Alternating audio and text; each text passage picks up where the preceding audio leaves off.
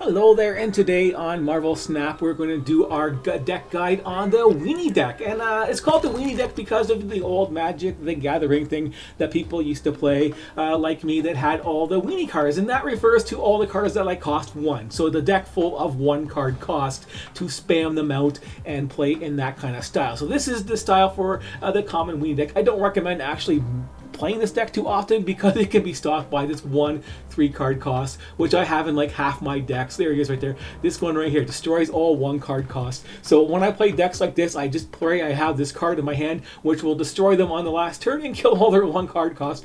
Just a fair warning, there are cards like this, but this is a common deck lots of people use. And I'll go over my strategy and the way I built my deck for myself, because there's multiple ways you can do this and multiple cards you can use.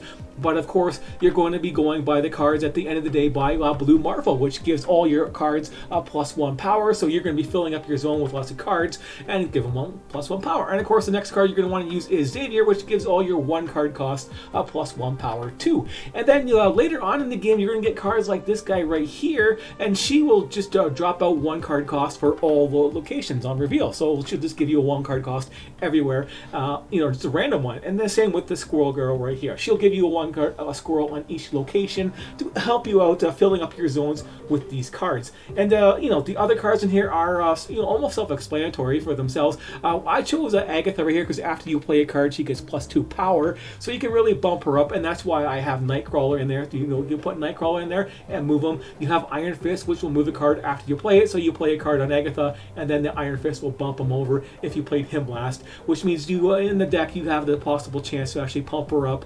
What she gets, she's in the zone, so that's 3 times, and then +2 more. So yeah, you can get her up 5 times, which gives her 10. So she can be a 2/10 card if you get these combo properly for her. So she can be a powerful card in there. And of course, you have armor in there to protect one of your zones from being killed by that 1 card. So you can protect one of your zones if you're lucky from that. And the other cards I chose for this is going to be Ant-Man, because he gets a +3 power if that zone is filled up. And the other one I took is Agent 13 because she's awesome. She gets to draw a random card. You never know what you're going to get. And then I took Iceman because he's the safest one to use as one of the cards that annoy people, giving them a +1 cost type of thing. Because the other cards can backfire on you, like the rock deck. If you have this guy in here, you could draw a rock and it's a 1 card cost, which will help out this deck. So you can help the guy out by giving him a rock and give him a free 1 card cost, basically, to add in there for the hell of it if he has the extra time. I wanted to add Forge in there. He's pretty good. He gets +1/2 power, but I didn't have enough room.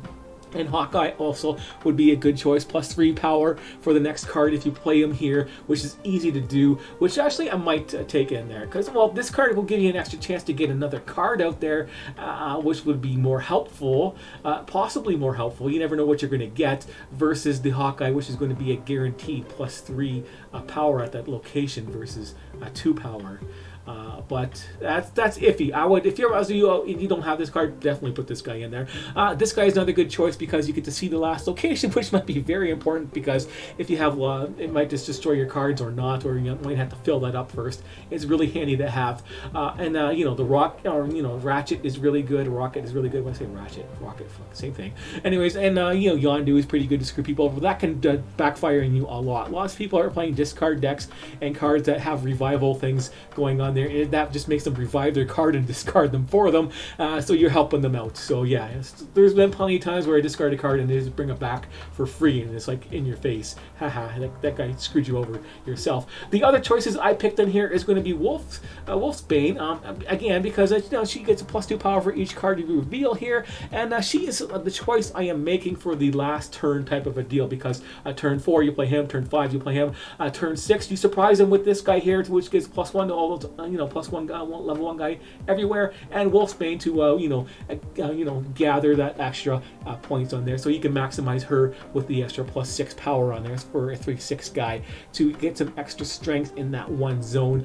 That was my choice, but you don't have to do that for your deck. Another great choice to do is an Onslaught and get rid of these 2 cards basically right here, because you won't be able to play them. Also, you might be able to play the 3-cost one, but I wouldn't recommend it too badly, because you want to get these other cards out there if you're going to do that. But you can take these 2 out and put 2 1-cost cards in your deck also to replace those ones, and or just 1 cost and add Onslaught, I mean, is what I'm going at. Basically, Onslaught will double the effects, so you can play Onslaught last turn and double these guys' effects, which basically give all your 1 card cost a +2 power bonus, extra +2 power bonus at the end of the game, and +1 power for these guys right here also. So it's a good strategy to use Onslaught. I've seen it used. It can be very effective if you have it going, but you're going to have less cards out on the field, and the way this game is played, there's lots of ways to kill level 1 guys. You might want to surprise them at the end of the day with this right here, and that's what I'm banking on this one right here, is the surprise on the last turn by doing this, when they might expect you to do an Onslaught and you just get some extra cards. I don't know if it's going to work good or not, but I usually have adding more cards to your combo to make it work. It means it's usually less effective at the end of the day for the fields and how random it is. This is why I chose that, but yeah, you can choose whatever for yourself. So let's go on there and show you a random match as we get started on here. I'll just do a silver ticket match because I got lots of these banked up here and I don't really care too much about these points. But let's get started and show you this deck in action. Yeah, just put it together. I normally wouldn't play this game. I probably won't play this this deck. I probably won't play it again until I get maybe some better cards or there's better protection for level 1 guys. But it's not really my style. Magic the Gathering it was for that because it's kind of fun in that type of game. But for this, it's not as interesting and can be easily countered.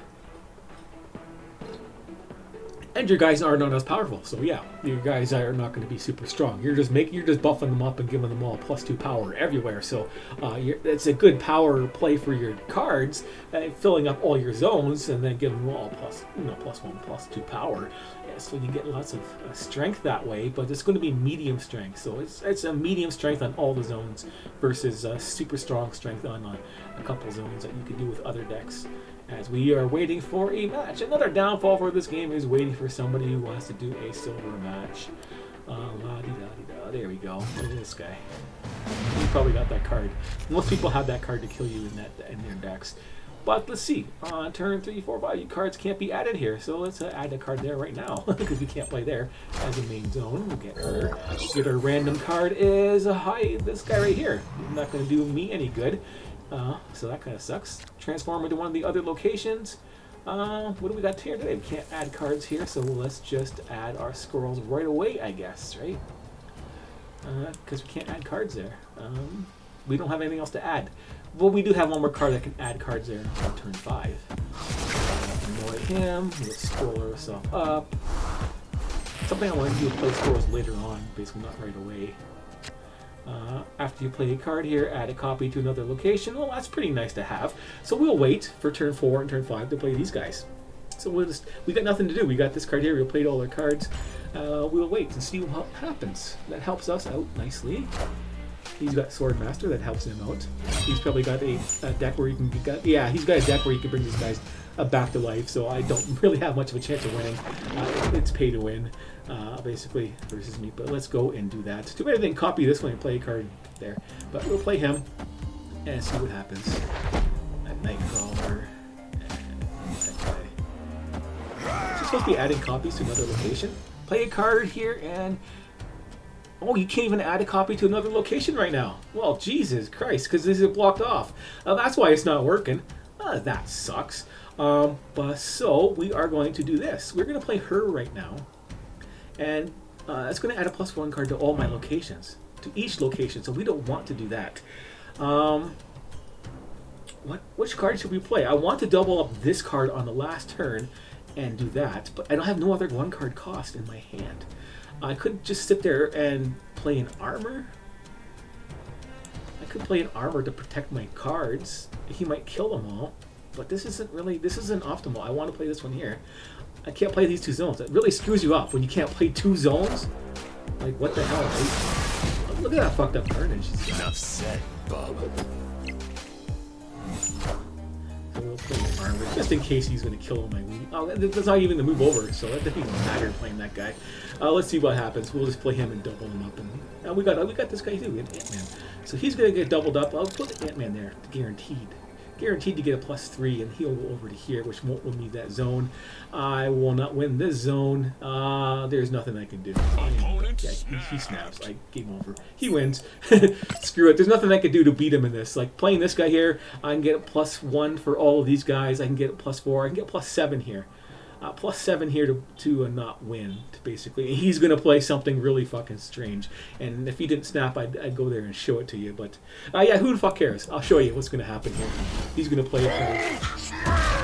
Hulk? What the hell? Where's his powerful card that he has? That was dumb. Playing a Hulk over there to win? Jesus Christ.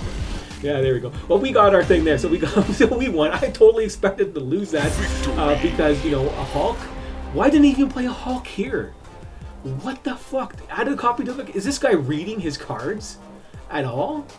Like, get another card in another location? This guy was just basically a fool. Play the Hulk here, you get another Hulk somewhere else, you're guaranteed to win. Even if you just play a Hulk. Whatever. But yeah, I'll take the win. And we can see how this deck works and how you can get screwed on locations and all that kind of stuff. You saw how it works. But I just got lucky there at the end of the day. But thanks for watching, and I'll see you later.